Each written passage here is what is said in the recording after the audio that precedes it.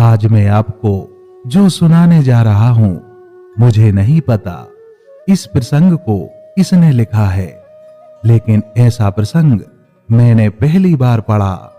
लेखक ने अपने शब्दों में वो लिख दिया जिससे किसी की भी आंखें नम हो जाएं।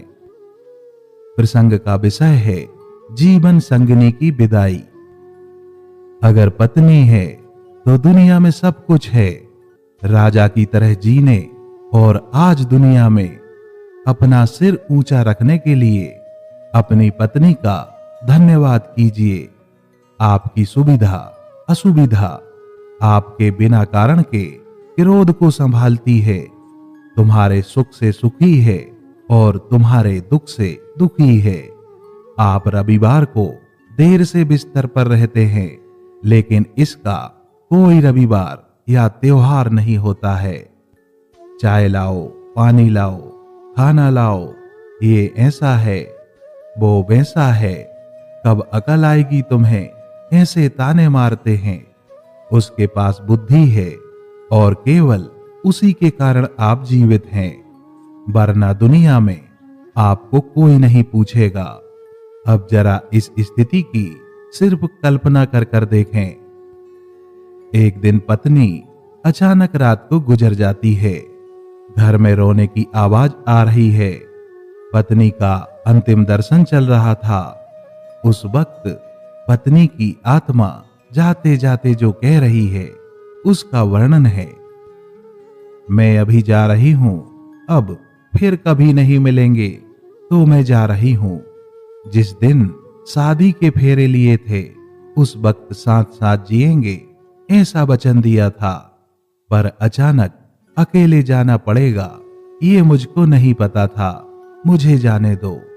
अपने आंगन में अपना शरीर छोड़कर जा रही हूं। बहुत दर्द हो रहा है मुझे, लेकिन मैं मजबूर हूं। अब मैं जा रही हूं। मेरा मन नहीं मान रहा, पर अब मैं कुछ नहीं कर सकती। मुझे जाने दो। बेटा और बहू रो रहे हैं, देखो।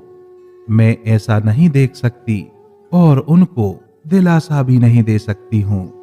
पोता बाबा कर रहा है, उसे शांत करो। बिल्कुल ध्यान नहीं दे रहे हैं। हाँ, और आप भी मन मजबूत रखना और बिल्कुल ढीले ना होना। मुझे जाने दो। अभी बेटी ससुराल से आएगी और मेरा मृत शरीर देखकर बहुत रोएगी। तब उसे संभालना और शांत करना, और आप भी बिल्कुल नहीं रोना। मुझे जाने दो। जिसका जन्म हुआ है उसकी मृत्यु निश्चित है। जो भी इस दुनिया में आया है वो यहां से ऊपर गया है।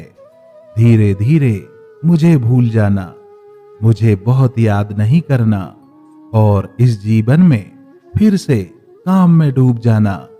अब मेरे बिना जीवन जीने की आदत जल्दी से डाल लेना। मुझे जाने दो। आपने इस जीवन में मेरा कहा कभी नहीं माना है। अब जिद छोड़कर व्यवहार में विनम्र रहना। आपको अकेला छोड़कर जाते हुए मुझे बहुत चिंता हो रही है, लेकिन मैं मजबूर हूं। मुझे जाने दो। आपको बीपी और डायबिटीज है। गलती से भी मीठा नहीं खाना, अन्यथा परेशानी होगी। सुबह उठते ही दवा लेना ना भूलना। चाय अगर आपको देर से मिलती है तो बहू पर गुस्सा ना करना। अब मैं नहीं हूं यह समझकर जीना सीख लेना। मुझे जाने दो। बेटा और बहू कुछ बोलें तो चुपचाप सब सुन लेना। कभी गुस्सा नहीं करना। हमेशा मुस्कुराते रहना। कभी उदास नहीं होना। मुझे जाने दो। अपने बेटे के साथ खेलना। अपने दोस्तों के साथ समय बिताना।